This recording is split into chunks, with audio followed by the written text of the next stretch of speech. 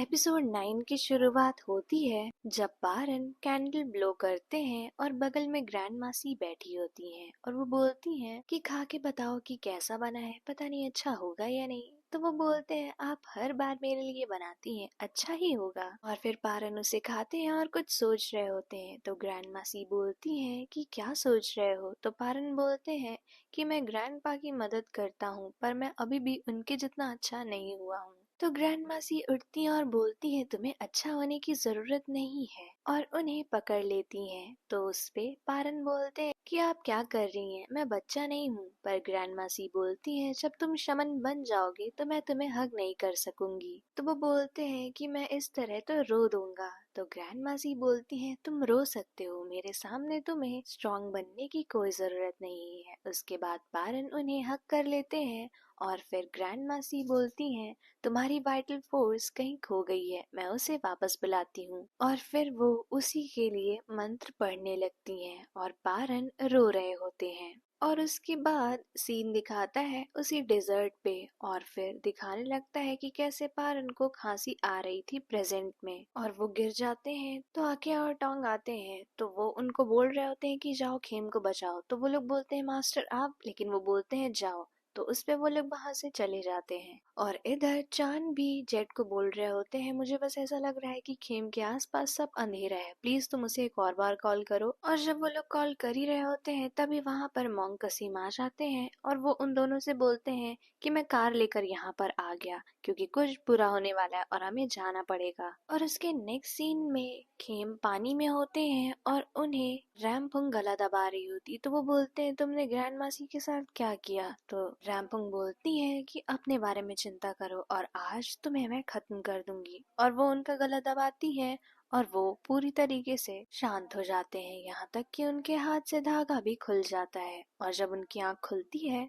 तो वो कहीं पर होते हैं और दो औरतें होती हैं जो बोल रही होती हैं कि अभी तुम्हारी माँ को बुला कर ले आते हैं। फिर वहां पर उनकी माँ आती है और बोलती है कि तुम्हारे पिता तुम्हें देखना चाहते हैं तो तुम्हें अच्छे से तैयार होना होगा। फिर वो उन्हें तैयार कर रही होती हैं तो पता चलता है कि वो ख्रोंगवान है। और जब वो वहां बैठती है तो वो खेम होते हैं, लेकिन दूसरे सीन में वहां छोटी सी बच्ची होती है जो बोल रही होती है कि ये पहनना सच में बहुत ही ज्यादा अनकंफर्टेबल है। तो उनकी माँ बोलती है बस थोड़े टाइम की बात है। फिर वो बोलती है कि क्या वो मैडम प्लीज होंगी, वो बहुत ही ज्यादा इरिटेबल है। तो वो बोलती है मैंने तुम्हें ऐसा सिखाया है किसी के बारे में गलत बोलने के लिए। और वहीं बगल में खेम खड़े होते हैं और वो बाहर जा रहे होते हैं। और जब वो बाहर देखते हैं तो पता चलता है कि ये नाखून है 1767 वाला। और उसके नेक्स्ट सीन में एक आदमी और एक औरत पूछ रहे होते हैं कि क्या इस बार हमें बेटा होगा। तो वो चार्ट देखकर बताते हैं कि हाँ इस बार आपको बेटा होगा। और वहीं बैठी होती है क्रॉन्गवान और उनकी माँ और वो बोल रही होती है कि इस बार मुझे भाई मिलेगा। तो उसके बाद वो बोलते हैं कि इस बार आपको सिर्फ एक बेटा नहीं बल्कि दो बेटा मिलेगा। तो उस पे वो आदमी बोलते हैं आपका क्या मतलब है। और तभी वहां पर एक आदमी आता है जो बताता है कि रैमफंग प्रेग्नेंट है। तो वो बोलते हैं कि मैं यही कह रहा था कि एक बेटा आपकी वाइफ केतकियो से और एक रैमफंग से। तो वो बोलते हैं ये तो बहुत ही खुशी की बात है। और उसके नेक्स्ट सीन में उन्हें कहीं जाना पड़ रहा होता है कुछ ड्यूटी करने के लिए। तो वहां पर केतकियो और क्रॉन्गहॉर्न उनकी माँ होती हैं और वहां पर रैम्पंग नहीं आती है तो वो उनका इंतजार कर रहे होते हैं। लेकिन केत क्यों बोलती है उसे माफ कर दीजिए, ये उसकी पहली प्रेगनेंसी है ना, वो भी 21 साल की उम्र में, तो हो सकता हो उसे दिक्कत हो रही हो। लेकिन तब तक वहां पर रैम्पंग आ जाती हैं और वो उनके लिए हार भी बना कर ले आई होती हैं। फिर वो उन तीनों को बोल रहे होते हैं तुम जैसी बीवियां पाने पर मुझे बहुत ही सुकून है और इसीलिए मैं आराम से जा भी सकता हूँ। और फिर वो वहां में बोट बैठते हैं और जाने लगते हैं। और इधर प्रेजेंट में जेट चांद मोंग कसिम के साथ आते हैं और वो लोग देखते हैं मास्टर नीचे गिरे हैं तो वो लोग उन्हें उठाने लगते हैं। फिर मोंग कसिम बोलते हैं कि तुम लोग हटो और फिर वो कोई स्पेल कास्ट करते हैं जिससे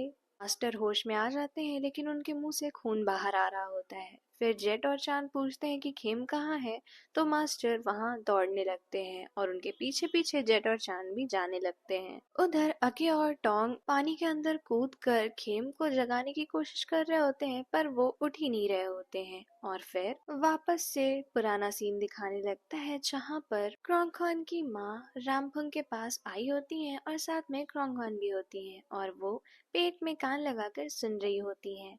फिर उनकी माँ बोलती है कि तुम जाओ, मुझे आंटी से कुछ बात करनी है। और फिर वो बोलती है कि क्या तुम एकदम श्योर हो कि तुम्हें यही करना है? तो उस पर रामफंग बोलती है कि हाँ, मैं उनसे प्यार जो करती हूँ और मैं इतनी ही खुश हूँ कि मुझ जैसी एक सर्वेंट को उन्होंने इतना अच्छा दर्जा दिया। जिस पे उनकी माँ बोलती है कि लेकिन तुम्हें पता है ना कि तुम्हारे बेटे को बड़ा होता हुआ देखने के लिए कोई और राजी नहीं है। और तभी पता चलता है कि केत क्यू को बच्चा होने वाला है और जब उनका बच्चा होता है तो वो मरा हुआ पैदा होता है।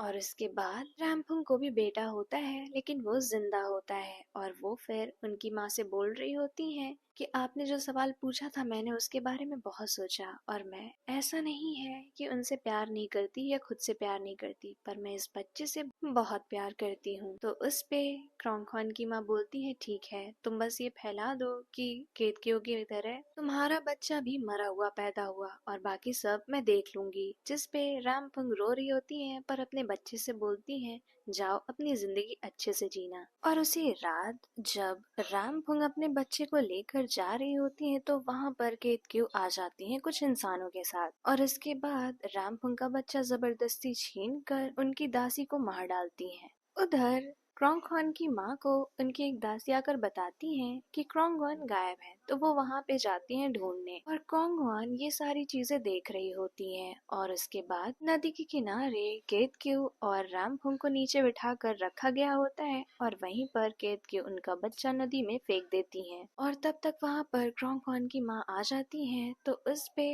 रामफंग उन्हें बोल रही होती है कि प्लीज मदद करिए, पर वो क्रोंगखॉन को लेकर बस वहां से भाग जाती हैं। उसके दूसरे सीन में रामफंग को कुछ लोग लेकर आते हैं और वहां पर उनके पति बैठे होते हैं और वो बोल रहे होते हैं क्या ये सच है कि तुमने केतक्यू के बच्चे को नदी में फेंक दिया? तो उस पर रामफंग बोलती है कि तुम इस तरह से कैसे झूठ बोल सकती हो।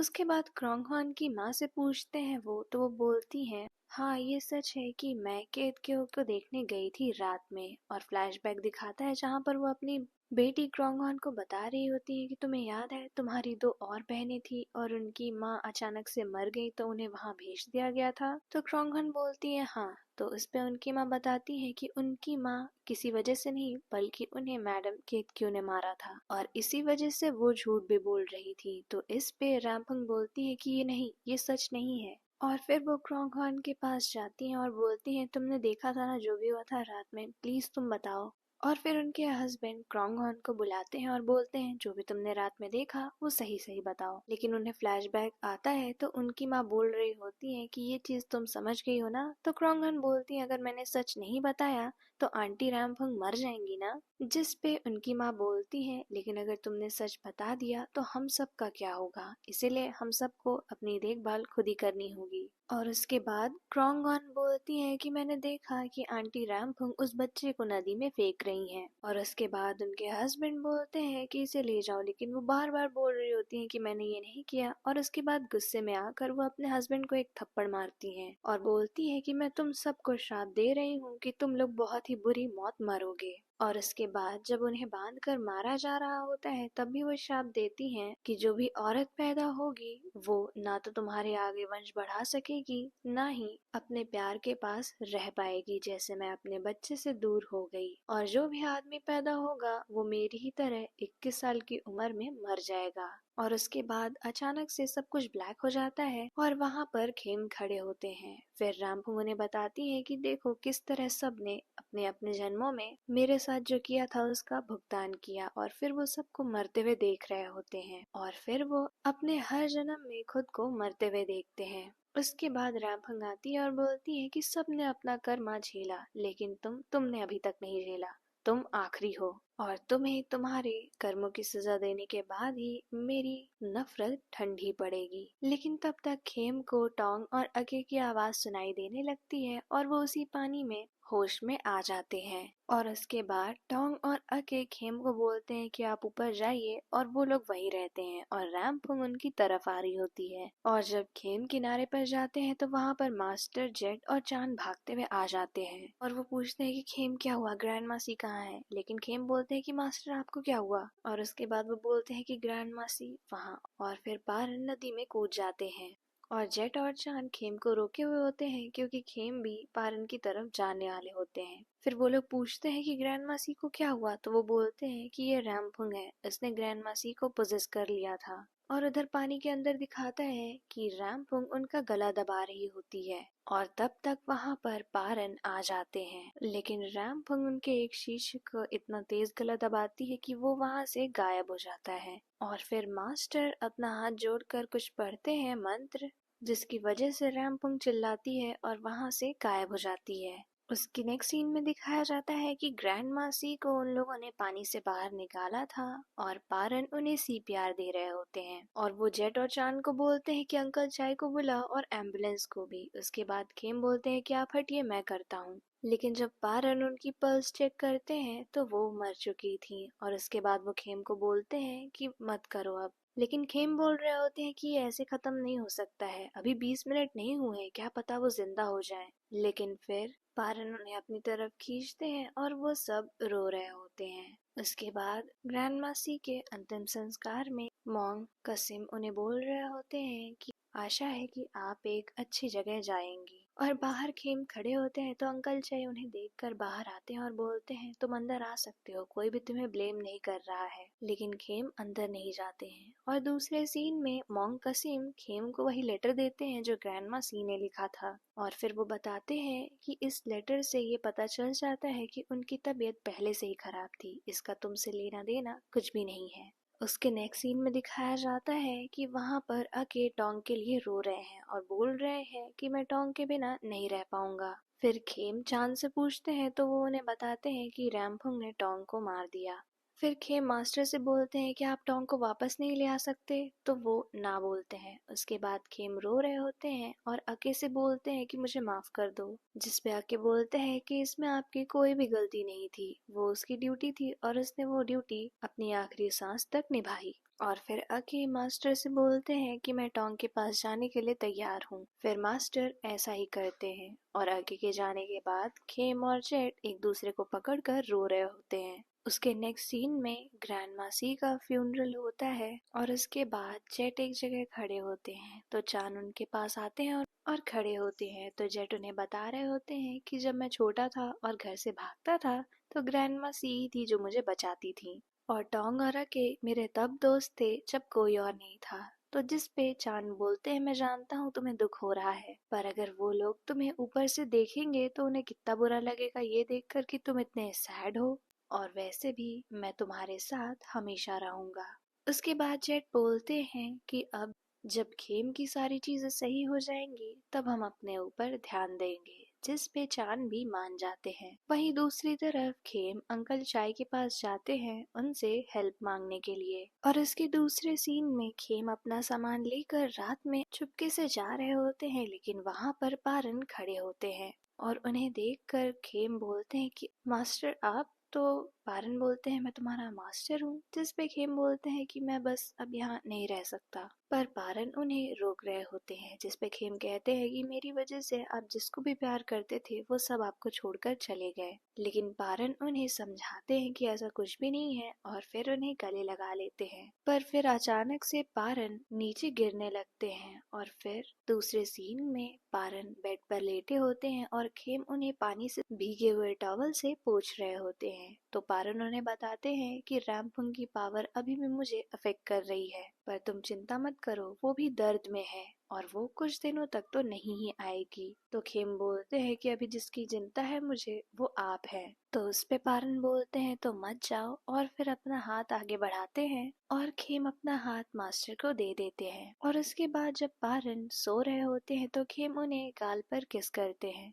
फिर दूसरी सुबह जब पारन उठते हैं तो वहाँ पर टेबल पे एक लेटर रखा होता है जो कि खेम ने लिखा होता है, और इसमें ये लिखा होता है कि वो यहाँ पर आए और पारन ने उनको ऐसे प्यार का एहसास करवाया जो उन्हें लगा था कि उन्हें कभी नहीं मिलेगा। और वो अंकल चाय के साथ कार में बैठकर जा रहे होते हैं और स्टेशन पर टिकट ले रहे होते हैं बैंकॉक की। और इधर जेड भी खेम को कॉल करने की कोशिश कर रहे होते हैं, पर खेम कॉल पिक नहीं कर रहे होते हैं। और वो लेटर पढ़कर पारन भी रो रहे होते हैं। और यहीं पर एपिसोड 9 एंड हो जाता है।